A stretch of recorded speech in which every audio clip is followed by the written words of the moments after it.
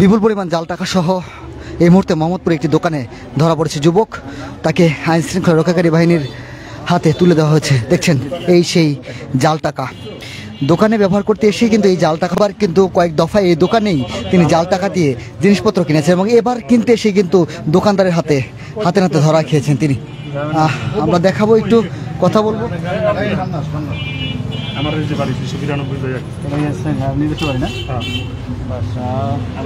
টাকা এই টাকাগুলো কোথেকে আনতেন? আমি ঘাটারচর থেকে নিয়ে আসছি। কত টাকা নিয়ে আসছেন? মানে 1,40,000। কিভাবে ব্যবহার করতেন এগুলো? কিভাবে ইউজ করতেন? একটা দোকানে দিতাম। দোকানে 1000 করে? এই দোকানে কিভাবে ধরলো আপনাকে একটু বলেন তো। এখানে এসে আমি ওই যে দুধ কিনছি আর একটা ব্রেজার কিনছি, পরে দিছি স্যার। পরে দিয়েছেন? পরে উনি বুঝতে পারছে, বলছে এটা জাল টাকা। কতদিন ধরে এই ব্যবসা করেন? বিগত 3 মাস। ঘাটারচর।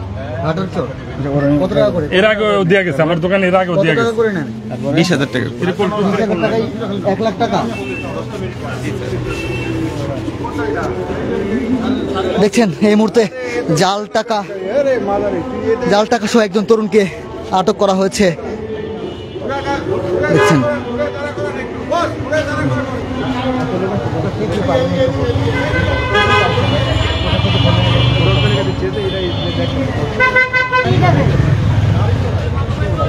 কত টাকা লেনদেন করেছেন এতদিন?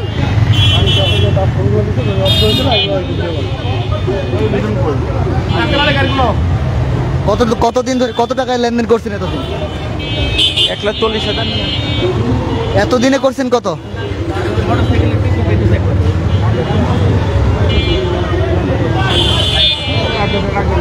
এই মুহূর্তে যারা নতুন যুক্ত হয়েছেন তাদের জন্য আবারও বলছি, মোহাম্মদপুরে জাল টাকা ব্যবহার করতে গিয়ে, জাল টাকা লেনদেন করতে গিয়ে কিন্তু জাল টাকার বিপুল পরিমাণ নোট সহ ধরা পড়েছে যুবক থেকে নেওয়া হচ্ছে, পুলিশের হাতে দেওয়া হচ্ছে।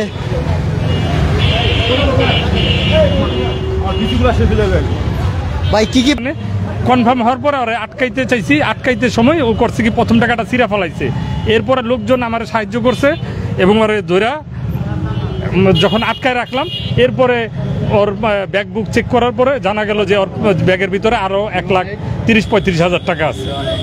তখন এই পুলিশের ডাইকা, আপনাদের ডাইকা, এই যে ওরে সোপর্দ করা হইলো থানায়। কি পাইছেন তার কাছ থেকে? পাওয়া গেছে তো 3টা মোবাইল ফোন আর হুন্ডাটা পাওয়া গেছে। হুন্ডার চাবি দিয়া দিছি, পুলিশের কাছে বুঝাই দিলাম। এখন 3টা মোবাইল ফোন বুঝাই দেওয়া হয়েছে, প্লাস 1,30,000, 35,000, 40 যাই আছে গণা হয় নাই গা। এই ডুপ্লিকেট জাল টাকা, নকল টাকা বুঝাই দেওয়া হয়েছে পুলিশে। আর পুলিশ এখন এই যে কাগজপত্র সবকিছু লেখা নিয়ে দিতেছে। দেখলেন যেমনটি এই মুহূর্তে মোহাম্মদপুরে কিন্তু যুবককে দোকান থেকে আটক করা হয়েছে জাল টাকা ব্যবহারের অভিযোগ এবং তার কাছে কিন্তু বিপুল পরিমাণে জাল টাকা পাওয়া গেছে। ধারণা করা হচ্ছে 2 লাখের মতো, কিন্তু 2 লাখ মতো কিন্তু জাল টাকা পাওয়া গেছে। 1.5 লাখের বেশি টাকা পাওয়া গিয়েছে। কিন্তু এখানে এখন এই মুহূর্তে উপস্থিত আছে আইন শৃঙ্খলা রক্ষাকারী বাহিনী। আইন শৃঙ্খলা রক্ষাকারী বাহিনীকে 1,000 টাকার নোট একটা জাল, তখন বলছে যে জাল বলার পরে সে টাকাটা ছিঁড়া ফেলাইছে। এরপরে তাকে ধরা হয়েছে। এবার টাকা পাওয়া গেছে, প্রায় লাখ টাকা পাওয়া গেছে। ধরে জাল টাকা পাওয়া গেছে এবং তাহাকে আটক করা হয়েছে। আটক করে আমরা থানায় এবং পুলিশকে হ্যান্ডওভার করেছি। হ্যাঁ, এবং তার কাছে যে টাকা পাওয়া গেছে এটাও আমরা পুলিশকে হ্যান্ডওভার করেছি। জি, যেমনটি শুনছিলেন এখানকার যারা রয়েছে, এই বাইকটিতে করে তিনি কিন্তু এসেছিলেন এবং এই বাইকটি কিন্তু তার জব্দ করা হয়েছে। জব্দ করে আইন শৃঙ্খলা রক্ষাকারী বাহিনীর হাতে তুলে দেওয়া হয়েছে। মূলত একটু জানিয়ে রাখতে চাই, এই বাইকে করে এই দোকানে এসেই কিন্তু সদাই কিনছিলেন সেই জাল টাকার ব্যবসায়ী। তিনি কিন্তু 200 টাকার জিনিস নিয়ে 100-1,000 টাকা দেওয়ার পর কিন্তু দোকানি সেটি বুঝতে পারে এবং দোকানি বুঝতে পেরে কিন্তু তিনি আটক করে থাকে এবং আটক করার পর আইন শৃঙ্খলা রক্ষাকারী বাহিনীকে খবর দেয় এবং Immigration to Canada.